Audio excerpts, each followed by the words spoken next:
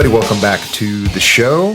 This is the Science Dispatch podcast. My name is Cameron English. I am your host, joined as always by Dr. Chuck Dinnerstein, Director of Medicine at the American Council on Science and Health, surgeon, MBA, just an all-around sharp, friendly individual. And I like having conversations with you. What's going on, Chuck?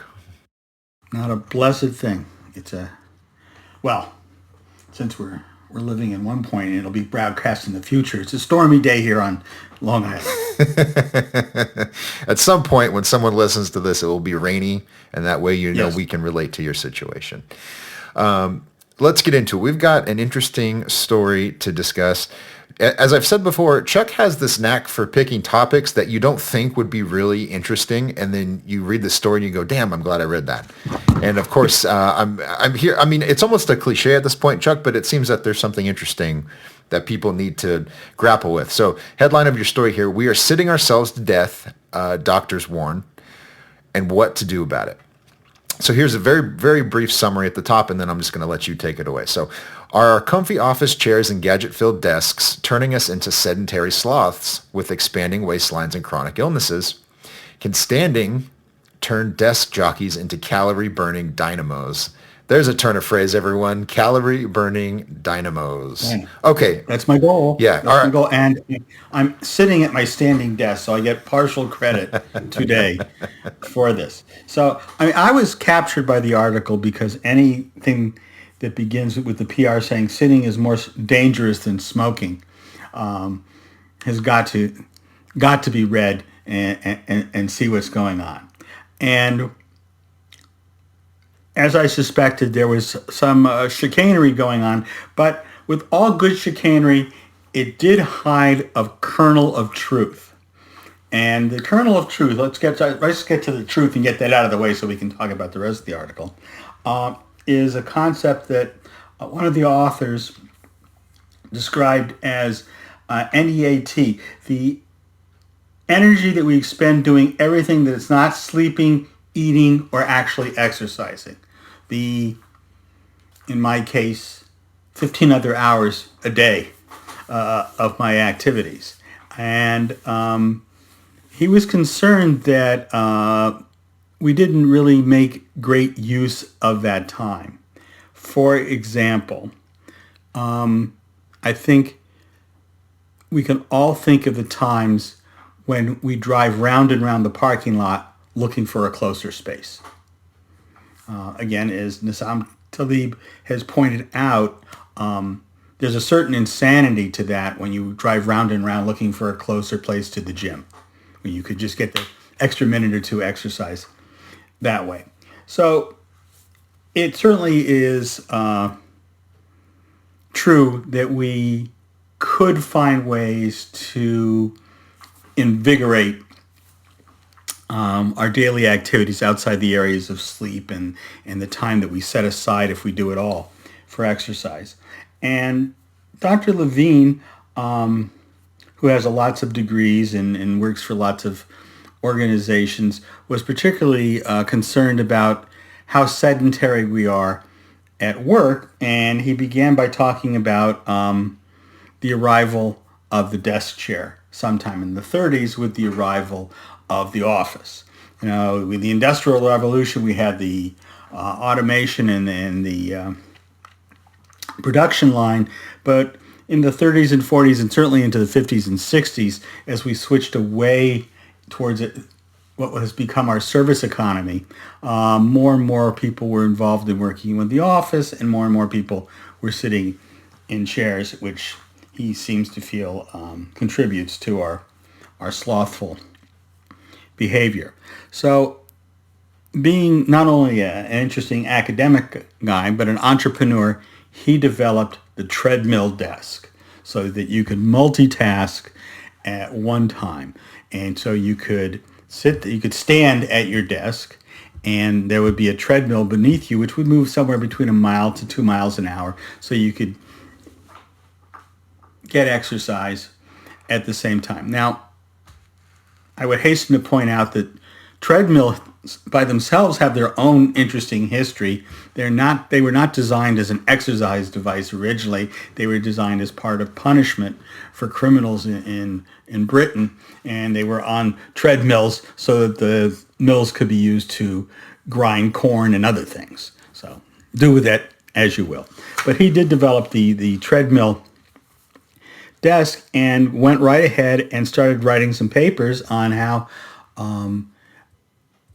a treadmill desk would allow the benefits not only of enhanced productivity at work, which is of course the most important reason why a company would want to buy such a desk for you, but also increase the healthfulness of their employees. Well, several other versions of these kind of devices have come out, and probably the ones other people would be familiar with is a height adjustable desk, little motorized legs, and you can adjust the height of the desk, and I can take my desk up to standing where I can spend 15 to 20 minutes at a time, lower it back down and stand. So there was a study done to look at that. And so I was interested in seeing whether Dr. Levine's great hope for a win-win on productivity and health outcomes was in fact the case. So they looked at a 61 people that worked primarily at the university in an administrative unit at desks. And some were given sitting desks, other people were giving adjustable desks, and a third group was giving a desk that just was in an upright position. You had to stand all the time. And they looked at the differences over time. So what they found was, and on the productivity basis, that there was no significant difference. Walking on the treadmill or standing or sitting resulted in the same amount of productivity from the office workers. So there wasn't a big gain there. They did find, though, that the people who had standing desks or height adjustable desks did move around more during the day, primarily because they wanted to sit for a while, so they would either lower the desk or go sit in a chair. So that the advantages in terms of exercise came simply from the fact that they had a desk that they really were not thrilled to be using. The only area where they actually showed some kind of minimal health benefit was in self-reported discomfort. And the people that were sitting, everybody that worked in the office had some kind of cervical neck pain, presumably from looking at monitors that not properly adjusted to their visual field. But the people that spent time in chairs had a little bit more in the way of backache, which you might also explain by the fact that they may not have had a truly ergonomic chair, a chair that was designed for prolonged sitting. So that was the study. And so I find it hyperbole to go with the position that sitting is the new smoking. But that's the deal. So I wonder what sort of mental gymnastics the press office had to go through to make that comparison. Because they say it kills more people than smoking and HIV, which is quite a tall order. So, the question is with HIV, we know that it causes AIDS, and we know why it does that, and we know how severe that can be. With smoking, it's the same thing, right? We understand the mechanics of how smoking burning matter, right? Combusted tobacco leaf and all the nasty stuff. We understand how that makes people sick and kills them. But with sitting, I mean, you're dealing with a risk factor that probably makes some contribution to your overall metabolic health. Yes. But it's not a direct path the way the other two are. So I'm wondering how they got there and how if you know. They did not. They just used it as a pull quote. They didn't actually back that up with any information because why ruin a perfectly good line with facts? Silly Let's me. Be real. Yeah. Silly you. But you're correct. I mean, smoking is clearly a direct mediator of a health outcome. So there's no question there. Having become infected with AIDS is a direct mediator of the associated health outcomes, though parenthetically, we have to say the health outcomes have improved dramatically since the disease was introduced. And like many diseases, I'll just say in passing, like many diseases, we've turned it from an acute lethal problem into a chronic illness. But sitting is not a direct mediator. Sitting is an indirect mediator. So that opens up a number of possibilities in terms of how you want to count it. So since I'm concerned about sitting, and sitting is a code word for being sedentary, I can blame obesity for that. And, and again, and obesity by itself is rarely a direct mediator of a health outcome. Can be, but it's not always. So that opens up a whole world of numbers that I can begin to add together to claim that sitting is the new smoking.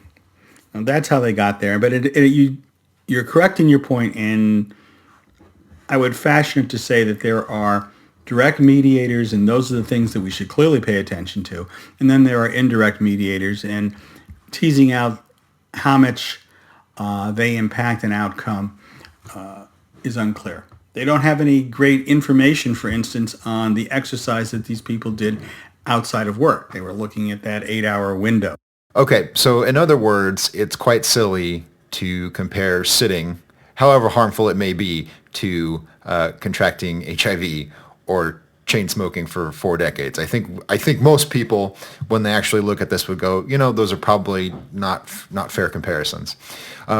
My next question, as we wrap up here, Chuck, is you mentioned that in the first study they burned an additional 74 calories on this treadmill desk, which is amusing because anyone who's familiar with exercise at all knows that's probably a bite of food, 2 bites of food, depending on what you're eating.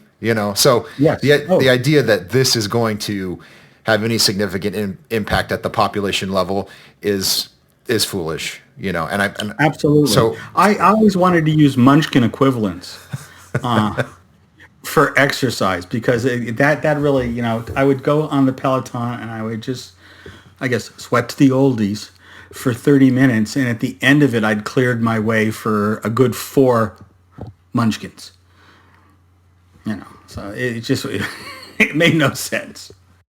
Yeah, and I go to the gym 3 times a week, so this question is interesting to me. And, the goal is to get your heart rate up, get a sweat on, lift some weights, whatever, for at least an hour, and that seems to have some sort of protective effect. I don't know exactly what, but when you look, like when you're on the elliptical or the treadmill, and you look at the bike, or you look at the calorie counter, which is probably not accurate in and of itself, but it'll say, you've burned 50 calories and you've been on here for 20 minutes. I'm like, some days when I don't want to be there, I go, what's the point, right? Well, exactly.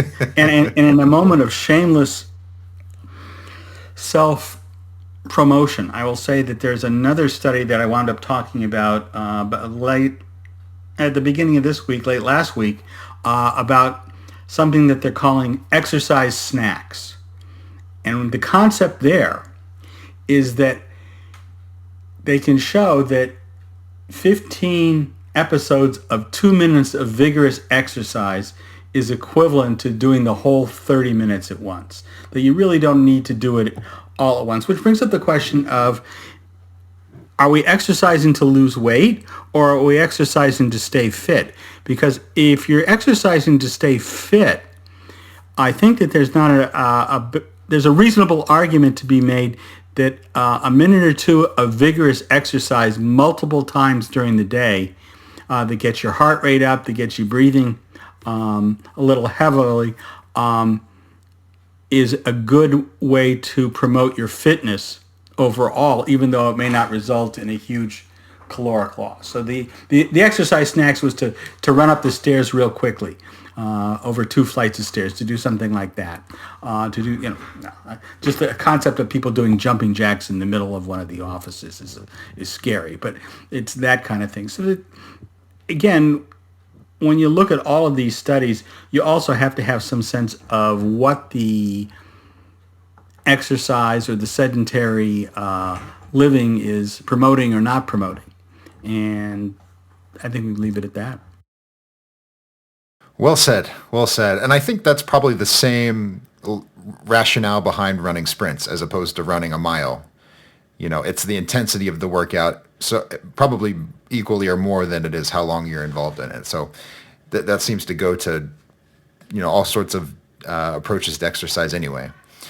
So maybe that's the linkage we should make, is that exercises that promote your endurance may have more to do with your overall fitness than looking at exercises that are designed primarily for weight loss.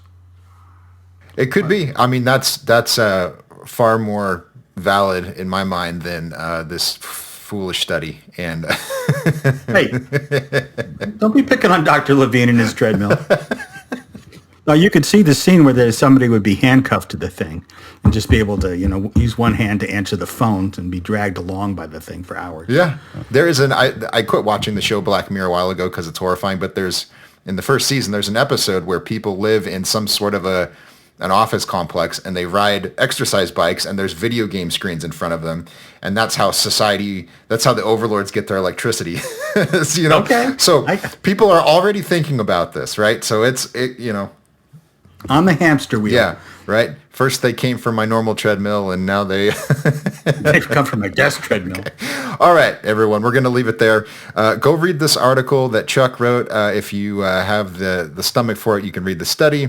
Again, the article is called "We Are Sitting Ourselves to Death, Doctors Warn, and What to Do About It." This is on acsh.org with all our other content. If you want to get these in your inbox, go click the subscribe button at the top of the page, punch in your email address. We will send you everything we publish every week in different email installments. And then when you show up for the podcast, you will be ready. You will be more receptive because you'll say, hey, I read that article, and now I'm going to get a little extra insight. So take advantage of that. You can follow us on Twitter. It's at ACSH.org. I am at CamJEnglish. And with that, we will see you next time.